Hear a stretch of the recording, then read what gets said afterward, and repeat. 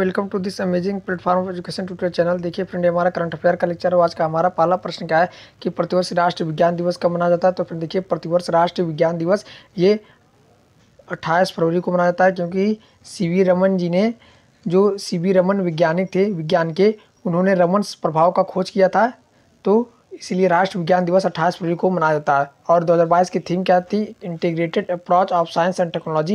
ये 2022 की थीम थी, integrated approach of science and technology. राष्ट्रीय विज्ञान दिवस 28 फरवरी को मनाया जाता है।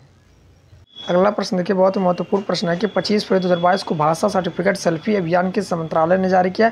तो फिर देखिए, भाषा सर्टिफिकेट सेल्फी अभियान किस मंत्रालय द्वारा जारी किया गया। तो ये शिक्षा मंत्रालय द्वारा ये जारी किया गया। भाषा सर्टिफिकेट सेल्फी अभियान शिक्षा मंत्रालय द्वारा जारी किया गया।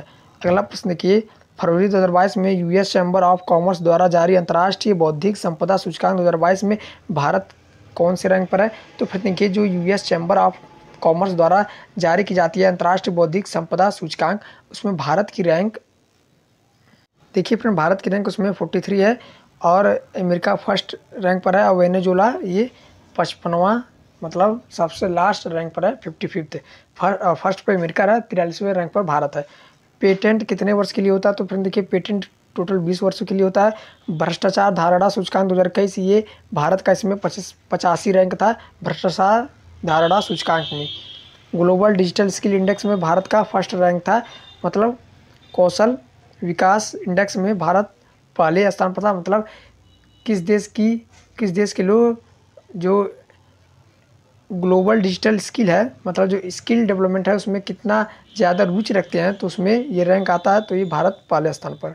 आगे देखिए फ्रेंड, कोविड-19 है तो भारत का पहला स्वदेशी रूप से विकसित receptor binding domain RBD protein सब यूनिट वैक्सीन कौन सा है। तो फ्रेंड देखिए, भारत का ये पहला स्वदेशी रूप से विकसित receptor binding domain RBD receptor binding domain protein सब यूनिट वैक्सीन, तो यह रोबोवैक्स टीएम। रोबोवैक्स टीएम फ्रेंड देखिए, ये रिसेप्टर बाइंडिंग डोमेन प्रोटीन सब यूनिट वैक्सीन है। अगला प्रश्न देखिए, 58वीं सीनियर राष्ट्रीय शतरंज चैंपियनशिप 2022 का मेजबान कौन सा शहर है। तो फ्रेंड देखिए, 58वीं सीनियर राष्ट्रीय शतरंज चैंपियनशिप 2022 का मेजबान शहर ये अपना कानपुर है।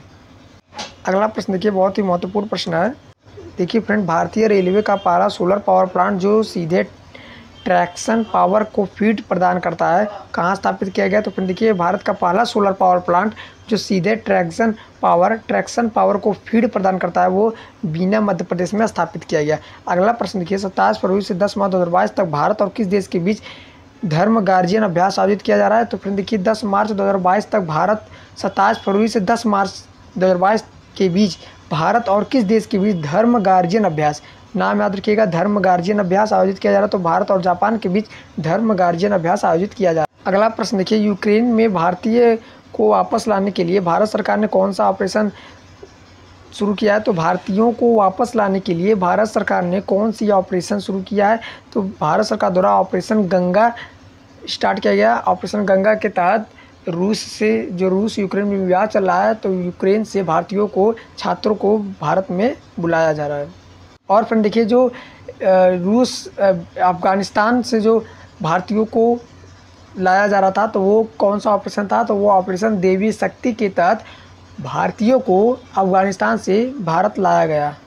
अगला प्रश्न देखिए, फरवरी 2022 में मनरेगा के लिए Lokpal app ombudsperson app को किसने लॉन्च किया है। तो फिर देखिए, फरवरी 2022 में मनरेगा के लिए लोकपाल ऐप, तो ये गिरिराज सिंह द्वारा लॉन्च किया गया। नरेगा अधिनियम है, ये जो नरेगा अधिनियम है वो 2005 के तहत लाया गया। एक्ट 2005 नरेगा अधिनियम 2 फरवरी 2006 में लागू हुआ। 2 अक्टूबर 2009 में मनरेगा नाम हो गया नरेगा से मनरेगा, और 100 दिनों का रोजगार देने की इसमें गारंटी दी गई। भारत के पहले लोकपाल कौन है। तो पिनाकी चंद्र घोष। चर्चा में रहा स्विफ्ट क्या है। तो फ्रेंड देखिए, स्विफ्ट ये वैश्विक पेमेंट सिस्टम है स्विफ्ट।